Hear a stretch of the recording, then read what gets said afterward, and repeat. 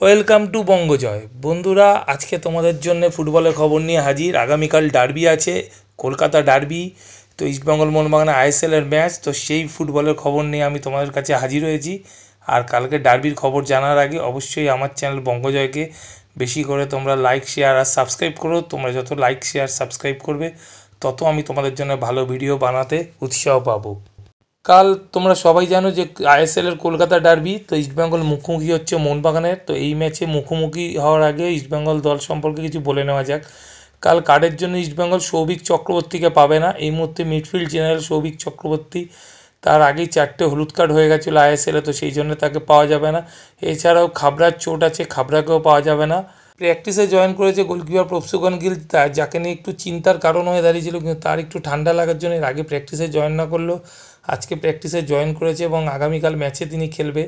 তো আগামীকাল ইস্টবেঙ্গল দল হতে পারে এইরকম যে ইস্টবেঙ্গল হিজাজি এবং চুংনুঙ্গা স্টপার খেলবে, রাকিব এবং নিশু কুমার সম্ভবত সাইড ব্যাক খেলতে চলেছেন। এছাড়া মিডফিল্ড লাইন হতে পারে পার্দ এবং সুয়েল ক্রেসপো। পার্দ ডিফেন্সিভ ব্লকার হিসেবে এবং সুয়েল ক্রেসপো তার কিছুটা আগে, তার সাথে হয়তো অজয় ছেত্রী থাকবে ফার্স্ট টিমে। এছাড়া দুটো উইং আপ থাকবে, আর নরয় মহেশ সিং এবং নন্দকুমার, এবং ওপরে একমাত্র স্ট্রাইকার হিসেবে দেখা যেতে পারে ক্লেইটনকে।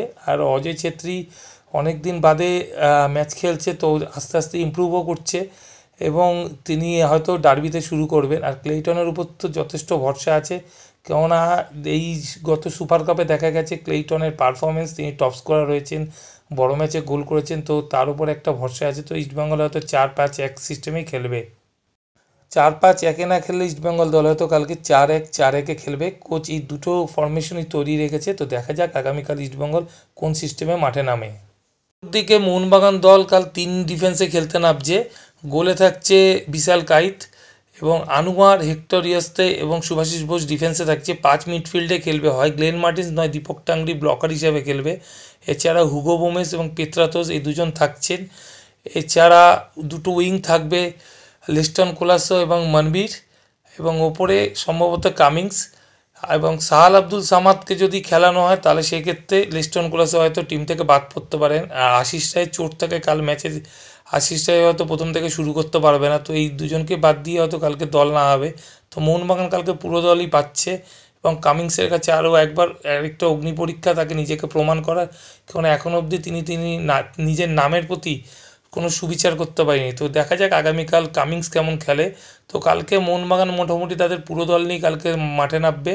এখন যেটি দেখার বিষয় সেটি হলো হাবাস কালকের ম্যাচে কোন ফরমেশনে খেলায়, 3-5-2 না 4-1-4-1, সেটাই এখন দেখার। কাল ম্যাচে নজর থাকবে যে কার্লোস কুয়াদ্রাদের ট্যাকটিক্স না হাবাসের এক্সপিরিয়েন্স, কোনটার জয় সেটার দিকে কিন্তু কাল সবার নজর থাকবে। আজ এখানেই শেষ করছি ফুটবলের খবর। আর ফুটবলের খবর শেষ করার আগে একটাই কথা বলবো, কালকে যারা মাঠে যাচ্ছ তারা মাঠে শান্তি শৃঙ্খলা বজায় রাখো, কোনো রকমের মারামারি প্ররোচনায় পা দিও না। তোমরা খেলা দেখো, আনন্দ করো, যেই দল জিতুক হারুক বন্ধুত্বপূর্ণ সহযোগিতা করে সবাই আবার বাড়ি ফেরো। আজকে এই পর্যন্তই, আবার কালকে তোমাদের জন্য নিয়ে আসবো নতুন ফুটবলের খবর।